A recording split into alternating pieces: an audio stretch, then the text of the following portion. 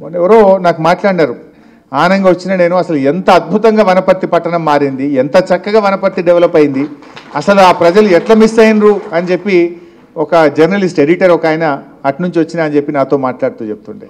మనం అనుకున్నాం ఆ మర్రన్న ఓడిపోతాడని, కలలో కూడా మనం అనుకోలే. ఇక అట్లా కొల్లాపూర్ కానీ, మన అచ్చంపేట కానీ, మనం ఎప్పుడు కూడా కల్వకుర్తి కానీ, మహబూబ్ నగర్ టౌన్ కానీ, సీనన్నది కానీ ఎప్పుడూ అనుకోలే. కానీ దురదృష్టం కొన్ని జరిగినాయి. సో దాన్ని మరి బాధపడాల్సిన అవసరం లేదు. ప్రజలు కూడా ఇప్పుడు ఆలోచనలో పడ్డారు.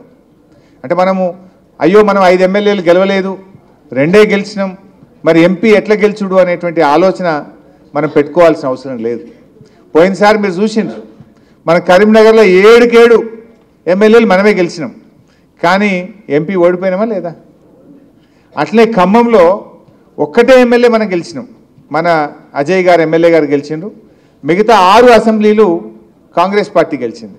కానీ ఎంపీ ఎన్నికల్లో నామా నాగేశ్వరరావు గారు 2 లక్షల మెజార్టీతో అద్భుతమైనటువంటి విజయాన్ని ఖమ్మంలో మనం గెలిచినాం. సో ప్రజల్లో కూడా ఇప్పుడు చర్చ స్టార్ట్ అయింది. మనం కూడా అందరం టీం వర్క్ చేయాలి. నేను నాయకులతో కూడా మీతో కూడా కోరేది ఏంటంటే, మనసులో ఏదైనా ఉంటే మాట్లాడుకుందాం, కరెక్షన్స్ ఉంటే చేసుకుందాం, మంచిగా కలిసి పనిచేద్దాం. పార్టీ కూడా ఒక తల్లి లాంటిది. ఈ తల్లిని మనం నిలబెట్టుకోవాలి, మన తల్లిని మనం గౌరవంగా కాపాడుకోవాల్సినటువంటి బాధ్యత మన మీద ఉంది. సో పార్లమెంట్ ఎన్నికలు కూడా ఈక్వల్లీ మీకు ఇంపార్టెంట్. ఇప్పుడు మా అచ్చంపేట ఉంది, కల్వకుర్తి ఉంది, నాగర్ కర్నూలు ఉంది. అక్కడ ఇలా ప్రోటోకాల్లో మీకు ఒక ఎంపీ ఉన్నాడు అనుకోండి, డెఫినెట్గా ఒక ఆర్డీఓని పిలిచి మాట్లాడతాడు, ఒక డిఎస్పీని పిలిచి మాట్లాడతాడు, ఒక ఎంఆర్ఓని పిలిచి మాట్లాడగలిగే మీకు ఒక ప్రోటోకాల్ దొరుకుతుంది.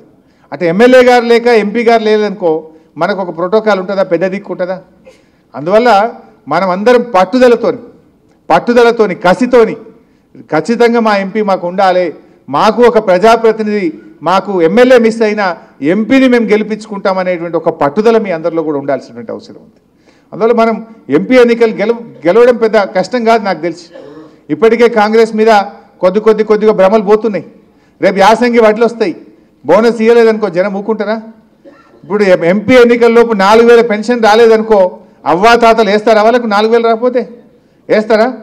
సో అవన్నీ మీరు ఊకుంటారా? అందువల్ల మనం గట్టిగా పనిచేసి ఒక టీం వర్క్ చేస్తే తప్పకుండా ఎంపీ ఎన్నికల్లో అద్భుతమైనటువంటి విజయాన్ని మనం సాధించేటువంటి అవకాశం ఉంటుంది. అందువల్ల let us do the team work. ఎక్కడ కూడా అధైర్యపడాల్సిన అవసరం లేదు. ఆత్మవిశ్వాసంతో ముందుకు సాగుదాం. ఖచ్చితంగా నాగర్ కర్నూలు పార్లమెంటు మీద గులాబీ జెండా ఎగరేసి మన సత్తా చాటాలని చెప్పి కూడా నేను మీ అందరికి పిలుపునిస్తా ఉన్నా. ఆ టీం వర్క్తో ముందుకు పోదాం. రేపు లోకల్ బాడీ ఎన్నికలు వచ్చినప్పుడు కూడా మీ దగ్గరికే వస్తాం. మళ్ళా రేపు లోకల్ బాడీ ఎన్నికల్లో ఎంపీపీ ఎన్నికలు కానీ జెడ్పీటీసీ ఎన్నికలు వచ్చినా తప్పకుండా పార్టీ మీకోసం నిలబడుతుంది. ఈ మీటింగ్లు ఇక్కడ పెట్టి వదిలేయడం కాదు, రేపు ప్రతి నియోజకవర్గంలో కూడా విస్తృత స్థాయి కార్యకర్తల మీటింగ్ ఇది కాగానే స్టార్ట్ చేసుకుందాం. అక్కడికి కూడా మేమందరం వస్తాం.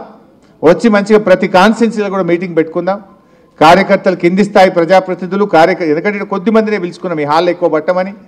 రేపు లోకల్ బాడీ ఎన్నికల్లో కూడా తప్పకుండా పార్టీ అన్ని రకాలుగా మీకు అండదండలను అందిస్తుంది. మీ పక్షాన నిలబడి మళ్ళీ మిమ్మల్ని ప్రజాప్రతినిధులుగా గెలిపించుకోవడానికి కూడా పార్టీ కట్టుబడి ఉంటుంది అనేటువంటి విషయాన్ని కూడా మనం చేస్తూ ఉన్నాం. So will work together. ఇప్పుడు మనం భవిష్యత్తు అద్భుతంగా మనకు ఉంటుంది. మీరు అసలు గుర్తుపెట్టుకోండి ఇవ్వాలి నేను చెప్తున్నా. కానీ 1 ఏడాది 2 ఏళ్ళ తర్వాత ప్రజలే మా టీఆర్ఎస్ వాళ్ళు ఆడుండ్రి అని ఎత్తుక్కుంటా యాడున్నో మర్రన్నా ఇగరా అని పిలుచుకుంటారు. డెఫినెట్గా రోజు వస్తుంది. 1 ఏడాదో 2 ఏళ్ళు గంతే. ఇప్పుడే అంటురా, ఇంకొద్దిగా టైం పడుతుంది. ఇంకొక ఏడాది చూడు, వాళ్ళే జీప్ కట్టుకొని వాళ్ళే రొట్టె కట్టుకొని నీ ఇంటికి వచ్చి అన్నా నువ్వు రావే అని పిలిచే కాలం దగ్గరనే ఉంటుంది. ఎందుకంటే ఆ నిజం మనం పనిచేసినాం. ఇక మనము ఉత్తగా మాట్లాడతలేం, మన పని కనబడుతుంది అక్కడ. సో ఏందనేది ఇలా ప్రజలు గ్రహిస్తారు. సో బట్ మనము ఓపిక కావాలి. మనము ఎక్కడ కూడా ధైర్యాన్ని కోల్పోకుండా అందరం కలిసికట్టుగా చక్కగా ముందుకు పోవాల్సినటువంటి అవసరం ఉంది. సో ఇంకా మీ ఎక్కువ టైం తీసుకోకుండా మరి అందరు కూడా వచ్చారు. మరొక్కసారి నేను అందరికీ పేరు పేరున స్వాగతం సుస్వాగతం తెలియజేస్తూ